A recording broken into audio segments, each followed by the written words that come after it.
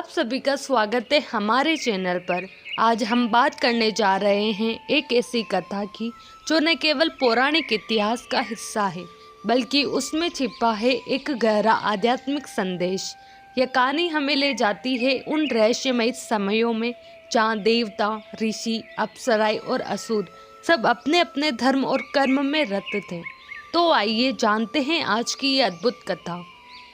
आज हम जानेंगे एक ऐसे अलौकिक प्रसंग के बारे में जिसे स्वयं देवताओं और असुरों ने मिलकर रचा था, समुद्र मंथन। इस मंथन से निकले 14 रत्न। हर एक रत्न के पीछे छिपा है एक रहस्य, एक प्रतीक और एक संदेश। क्या आप जानते हैं कि समुद्र मंथन केवल एक पौराणिक घटना नहीं बल्कि एक गूढ़ दर्शन है। तो चलिए जानते हैं उन 14 रत्नों के नाम, उनके महत्व और उनके पीछे छिपे गहरे रहस्य। यह वह समय था जब देवता लोग धरती पर रहते थे। धरती पर वे हिमालय के उत्तर में रहते थे। काम था धरती का निर्माण करना, धरती को रहने लायक बनाना और धरती पर मानव सहित अन्य आबादी का विस्तार करना। देवताओं के साथ उनके ही भाई बंधु दैत्य भी रहते थे। तब यह धरती एक द्वीप की ही थी, अर्थात धरती का एक ही हिस्सा जल से बाहर निकला हुआ था। यह भी बहुत छोटा सा हिस्सा था। इसके बीचों बीच था मेरु पर्वत।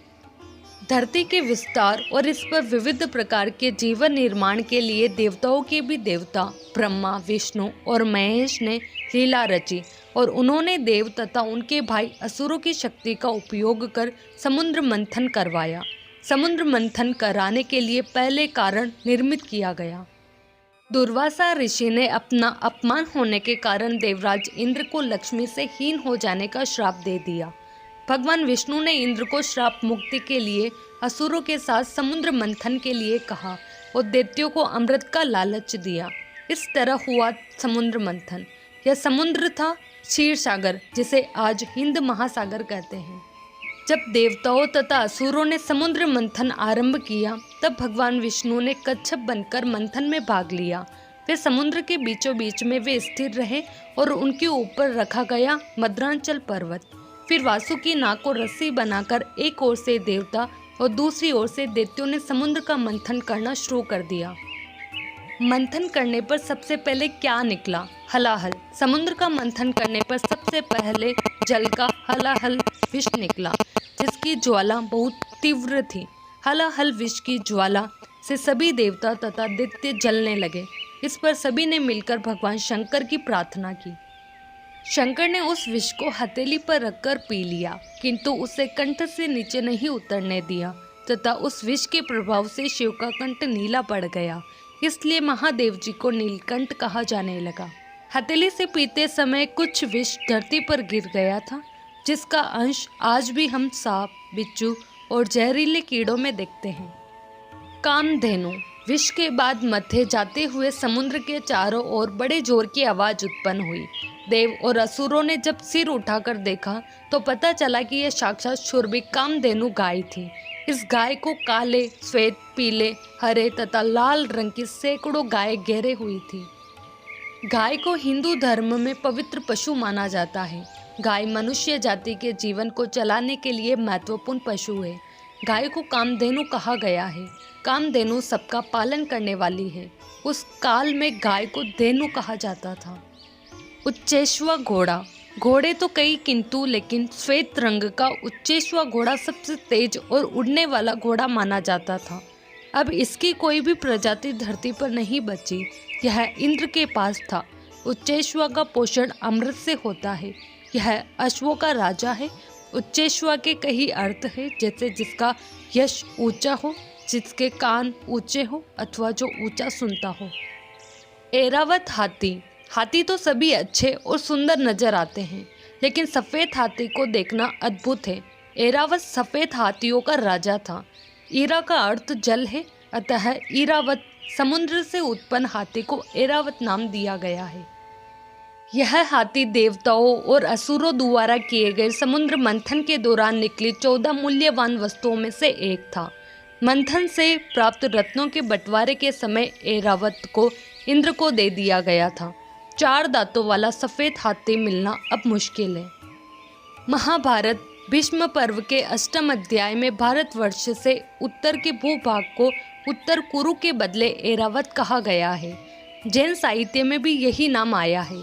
उत्तर का भूभाग अर्थात तिब्बत, मंगोलिया और रूस के साइबेरिया तक का हिस्सा। हालांकि उत्तर कुरु भूभाग उत्तरी ध्रुव के पास था। संभवतः इसी क्षेत्र में यह हाथी पाया जाता रहा होगा। कौस्तुभ मणि। मंथन के दौरान 5वां रत्न था कौस्तुभ मणि। कौस्तुभ मणि को भगवान विष्णु धारण करते हैं। महाभारत में उल्लेख है कि कालिया नाग को श्री कृष्ण ने गरुड़ के त्रास से मुक्त किया था। उस समय कालिया नाग ने अपने मस्तक से उतारकर श्री कृष्ण को कौस्तुभ मणि दे दी थी। यह एक चमत्कारिक मणि है। माना जाता है कि इच्छाधारी नागों के पास ही अब यह मणि बची है, या फिर समुद्र की किसी अतल गहराइयों में कहीं दबी पड़ी होगी। हो सकता है कि धरती की किसी गुफा में दफन हो यह मणि। कल्पद्रुम। यह दुनिया का पहला धर्म ग्रंथ माना जा सकता है जो समुद्र मंथन के दौरान प्रकट हुआ। कुछ लोग इसे संस्कृत भाषा की उत्पत्ति से जोड़ते हैं और कुछ लोग मानते हैं कि इसे ही कल्पवृक्ष कहते हैं, जबकि कुछ का कहना है कि पारिजात को कल्पवृक्ष कहा जाता है। रंबा। समुद्र मंथन के दौरान एक सुंदर अप्सरा प्रकट हुई जिसे रंबा कहा गया। पुराणों में रंबा का चित्रण एक प्रसिद्ध अप्सरा के रूप में माना जाता है जो कि कुबेर की सभा में थी। रंबा कुबेर के पुत्र नलकुबर के साथ पत्नी की तरह रहती थी। ऋषि कश्यप और प्रादा की पुत्री का नाम भी रंबा था। समुद्र मंथन के दौरान इंद्र ने देवताओं से रंबा को अपनी राजसभा के लिए प्राप्त किया था। विश्वामित्र की घोर तपस्या से विचलित होकर इंद्र ने रंबा को बुलाकर विश्वामित्र का तप भंग करने के लिए भेजा था। अप्सरा को गंधर्व लोक का वासी माना जाता है। कुछ लोग इन्हें परी कहते हैं। लक्ष्मी। समुद्र मंथन के दौरान लक्ष्मी की उत्पत्ति भी हुई। लक्ष्मी अर्थात श्री और समृद्धि की उत्पत्ति। कुछ लोग इसे सोने से जोड़ते हैं। माना जाता है कि जिस भी घर में स्त्री का सम्मान होता है वहाँ समृद्धि कायम रहती है। दूसरी लक्ष्मी। महिषी भृगु की पत्नी खयाति के गर्भ से एक त्रिलोक सुंदरी कन्या उत्पन्न हुई जिसका नाम लक्ष्मी था और जिसने भगवान विष्णु से विवाह किया। वारुणी। वारुणी नाम से एक शराब होती थी। वारुणी नाम से एक पर्व भी होता है और वारुणी नाम से एक खगोलीय योग भी। समुद्र मंथन के दौरान जिस मदिरा की उत्पत्ति हुई उसका नाम वारुणी रखा गया। वरुण का अर्थ जल। जल से उत्पन्न होने के कारण उसे वारुणी कहा गया। वरुण नाम के एक देवता हैं जो असुरों की तरफ थे। असुरों ने वारुणी को लिया। वरुण की पत्नी को भी वरुणी कहते हैं। कंदप के फलों से बनाई जाने वाली मदिरा को भी वारुणी कहते हैं। चंद्रमा। ब्राह्मणों क्षत्रियों के कई गोत्र होते हैं जिनमें चंद्र से जुड़े कुछ गोत्र नाम है, जैसे चंद्रवंशी। पौराणिक संदर्भों के अनुसार चंद्रमा को तपस्वी अत्रि और अनुसूया की संतान बताया गया है जिसका नाम सोम है। दक्ष प्रजापति की 27 पुत्रियां थीं जिनके नाम पर 27 नक्षत्रों के नाम पड़े हैं। ये सब चंद्रमा को ब्याही गई। आज आसमान में हम जो चंद्रमा देखते हैं वह समुद्र मंथन के दौरान उत्पन्न हुआ था। इस चंद्रमा का चंद्रवंशियों के चंद्रमा से क्या संबंध है, ये शोध का विषय हो सकता है। पुराणों के अनुसार चंद्रमा की उत्पत्ति धरती से हुई है। पारिजात वृक्ष। समुद्र मंथन के दौरान कल्प वृक्ष के अलावा पारिजात वृक्ष की उत्पत्ति भी हुई थी। पारिजात या हर श्रृंगार उन प्रमुख वृक्षों में से एक है जिनके फूल ईश्वर की आराधना में महत्वपूर्ण स्थान रखते हैं। धन की देवी लक्ष्मी को पारिजात के पुष्प प्रिय हैं। यह माना जाता है कि पारिजात के वृक्ष को छूने मात्र से ही व्यक्ति की थकान मिट जाती है। पारिजात वृक्ष में कई औषधीय गुण होते हैं। हिंदू धर्म में कल्प वृक्ष के बाद पारिजात को महत्व दिया गया है। इसके बाद बरगद, पीपल और नीम का महत्व है। शंख। शंख तो कई पाए जाते हैं लेकिन 5 जन्य शंख मिलना मुश्किल है। समुद्र मंथन के दौरान इस शंख की उत्पत्ति हुई थी। 14 रत्नों में से एक 5 जन्य शंख को माना गया है।